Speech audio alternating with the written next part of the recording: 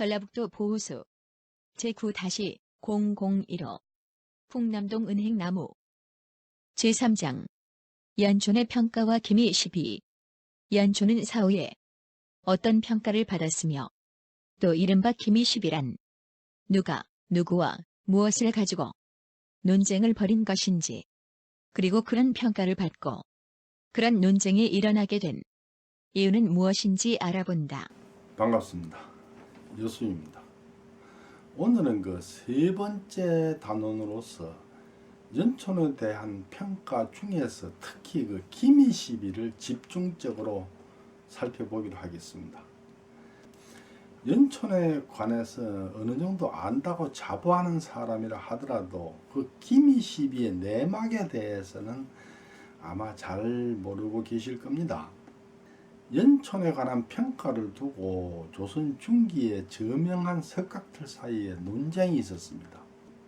택당 이식, 우암 송시열, 외제 이단화 등이 연촌이 미래를 내다볼 수 있는 능력이 있는가, 그리고 그 문종 때 폐설에서 물러난 것이 그 능력을 이용해서 계유정난이 닥쳐올 거란 걸 미리 알고 몸을 피한 이른바 명철보신을 한 것인가 하는 좀 약간은 그 성리학자들이라고 보기에는 좀 황당한 것 같은 그런 논쟁을 벌였어요. 왜 그 논란이 황당하다고 말하냐 하면은 원래 성리학에서는 점을 치는 거는 속임수라 이렇게 생각했어요. 성리학은 점 그런 거는 있을 수 없는 행위다. 그리고 그 점을 쳐서 그런 걸 알려고 하는 그런 행위 자체가 유학자가 갖춰야 될 올바른 자세가 아니다. 즉 점을 치는 그런 걸 하는 사람은 올바른 유학자가 아니다. 이렇게 생각했어요. 근데 어쨌거나 그런 논쟁이 있었고 그 논쟁을 제가 기미시비다 이렇게 부르고 있는 겁니다. 1451년 그러니까 문종 1년 11월 8일 날 한강변에서 그 송별연이 벌어졌어요. 굉장히 많은 저명인사가 참석을 해가지고 연촌하고 이별을 아쉬워하면서 막 지어진 글들이 그 연촌유사에 적혀 있죠. 그런데 그 글에 의하면은 연촌은 오직 그 이른바 수기철학인 존심양성을 실천하기 위해서 은퇴하는 것이지 그 배후에 정치적인 이유나 목적은 없어요. 발견할 수가 없어요. 뿐만 아니라 글을 지어준 사람들의 면면을 보면은 계유정난에서 첫 번째 희생자 김종서를 비롯해서 또 사육신으로 들어가는 성삼문 박팽년 등 뿐만 아니고 정난공신으로 포함되는 정인지 신숙주 등도 한 사람도 빠짐없이 전부 망라되어 있어요. 그리고 그걸 볼 때 정치적 성향이나 정파적 편향성을 찾아낼 수가 없습니다. 그런데도 불구하고 많은 석학들이 지은 글은 대부분 연촌의 행실을 사육신 혹은 생육신에 비교를 하고 있습니다.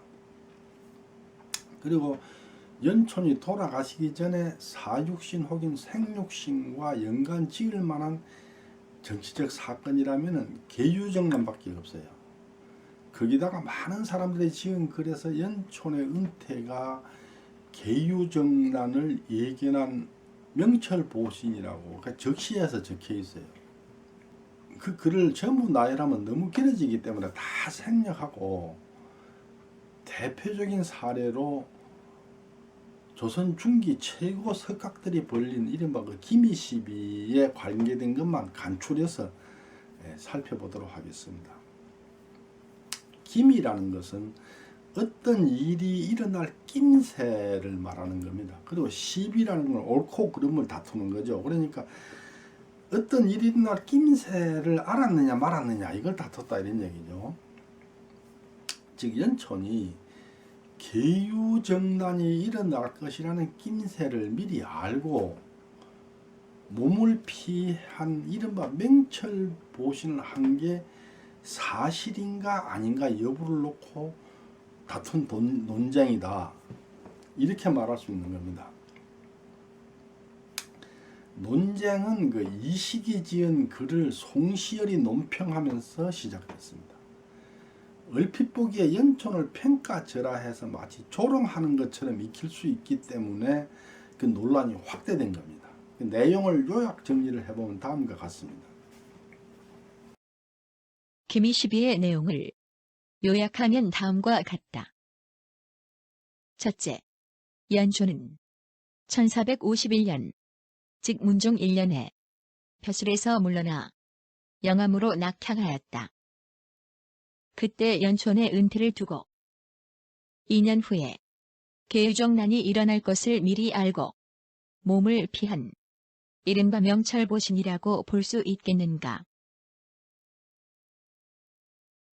둘째, 연초는 존심양성을 수기 철학으로 평생을 바쳐 학문을 연구한 성리학자로서 이른바 현인이라고 말할 수 있다. 사리를 모두 통달한 현인은 미래에 일어날 일까지도 미리 알 수 있는 능력을 가지고 있는가. 셋째, 아무리 현인이라 해도 그도 역시 인간이므로 미래에 일어날 일을 미리 알 수는 없을 것이다. 그럼에도 불구하고 연촌이 미래에 일어날 일을 미리 알고 몸을 피하여 이른바 명철보신했다고 말한다면 그것은 연촌을 비웃는 것 아니겠는가. 본론에 들어가기 전에 먼저 주역과 성리학에 대해서 좀 이해가 필요하다고 생각이 됩니다. 흔히 그 주역을 그 점치는 책이다 이렇게 생각하는 사람이 많죠. 실제로 난중일기를 보면은 이순신이 싸움을 시작하기 전에 반드시 먼저 점을 치는 장면이 나와요. 근데 이순신은 점을 쳐서 미래가 어찌 될 것인가 뭐 이렇게 묻는 게 아니고 공격이 유리한가 후퇴가 유리한가 여기 주둔이 유리한가 철수가 유리한가 뭐 이런 식으로 묻죠. 주역은 그 유교의 사서삼경 중 하나지만 성리학자들은 그 점을 쳐서 미래를 알거나 재앙을 피할 수는 없다 이렇게 생각을 했어요. 당연한 얘기지만은 만약에 점을 쳐서 알아낸 정보로 예를 들어서 내가 뭐 가다가 길을 가다 넘어지기로 돼 있어요. 근데 점을 쳐보니 넘어지게 돼 있는데 그렇다고 길을 안 가버리면 안 넘어질 거 아니에요. 그러니까 점을 쳐서 재앙을 알아내고 그걸 피해버린다면 그 점괘는 이미 틀린 거죠. 넘어져야 점괘가 맞는데 길을 안 가버리니까 안 넘어지죠. 그러니까 틀린 거죠. 제가 아는 사람 중에 교회 다니는 사람이 하나 있는데 그분이 그 목사님한테 들었다는데 목사님이 말씀하시기를 성리학이라는 것은 점이나 치고 귀신한테 제사나 지내는 미신이다 이렇게 말했다는 거예요. 근데 그 목사님이 성리학이 뭔지 모르고 하신 말씀이에요. 성리학은 주자가 정립한 유교의 한 종파인데 이게 무신론이에요. 유신론이 아니에요. 성리학이라는 것은 이른바 성명과 이기를 탐구하는 학문입니다. 성명과 이기를 탐구하는 학문이기 때문에 성리학이라 이렇게 부르는 거예요. 성명이란 것은 그 타고난 천성과 하늘의 명령, 이기는 인간의 본성과 우주의 이치, 이 두 가지를 설명하는 이론체계. 그러니까 성명의 성, 이기의 이를 합해서 성리학이라 이렇게 부르는 거죠. 유교는 중국 고유의 종교지만 해도 하상주 3대가 지나면은 춘추 전국시대가 돼가지고 군웅이 활가는 이른바 백가쟁명의 난세예요. 춘추 전국시대는. 그리고 한나라 때는 도교가 성행하고 당나라 때는 불교가 성행하면서 하상주 3대를 빼면은 유교는 유상이 없었어요. 유상이 드러나질 않았어요. 그러니까 유교에서는 항상 하삼주 3대를 중요하게 생각하고 그걸 따라가려고 하는 거죠. 뒤에 가서 산당집을 설명하면 당시 성리학자들이 한나라나 당나라 시대를 어떻게 평가했는지를 살펴볼 기회가 있을 겁니다. 특히 당나라 때는 선불교가 발달하면서 인간의 본성이나 이게 대한 탐구가 굉장히 깊이 있게 이루어져요. 자, 이런 거에 대해서. 근데 공자나 맹자의 유교는 그냥 국가 통치 이념 정도지 인간의 본성이니 뭐 사물의 이치니 이런 거는 깊이 있게 다루질 않고 있는 거예요. 근데 중국에서 그 당나라 때 발달한 선불교, 이 선불교 발달에 영향을 받아가지고 송나라 때 이르러서 이른바 이정자라고 불리는 정호, 정의, 행제가 인간의 본성을 탐구하는 그 성리학의 기초를 만들었어요. 그 뒤에 주자가 나와서 그 체계를 정립을 했기 때문에 주자가 체계를 정립했기 때문에 주자학이라 그렇게 부르고, 또 성명과 이기를 탐구하는 학문이므로 성리학이라 이렇게 부르는 거죠. 이 세상 만물은 무엇으로 만들어졌을까?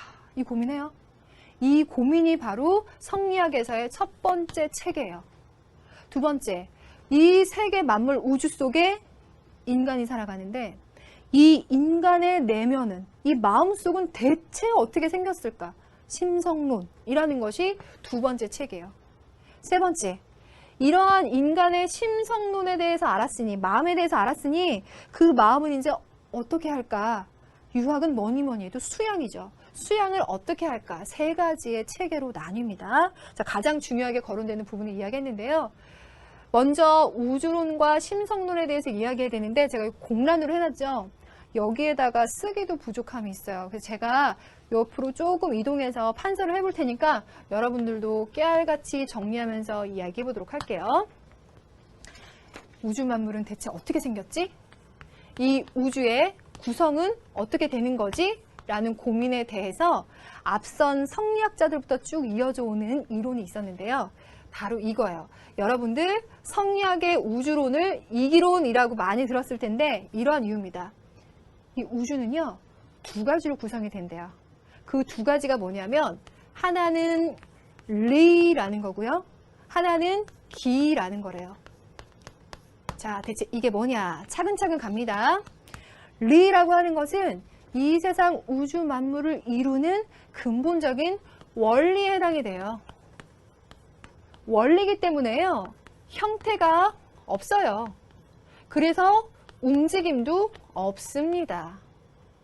반면에 기라고 하는 건 그 원리를 담고서 현상에 나타나는 조건이에요.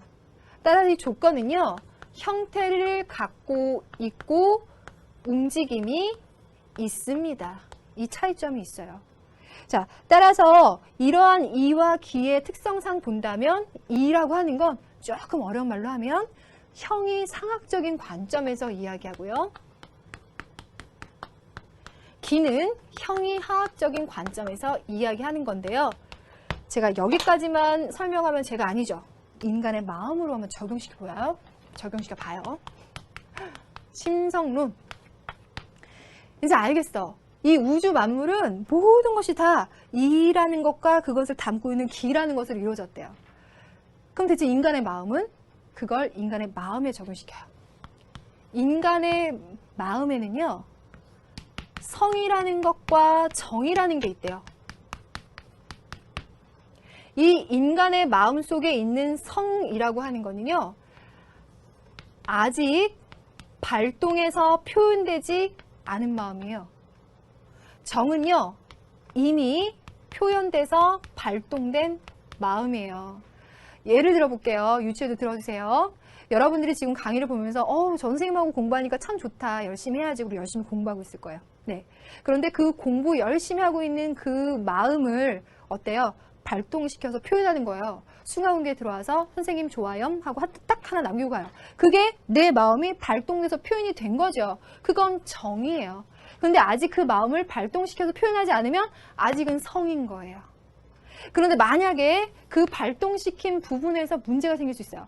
선생님 너무 좋아요. 힘내세요. 딱 그렇게 하면 정말 선이죠. 아름다워요.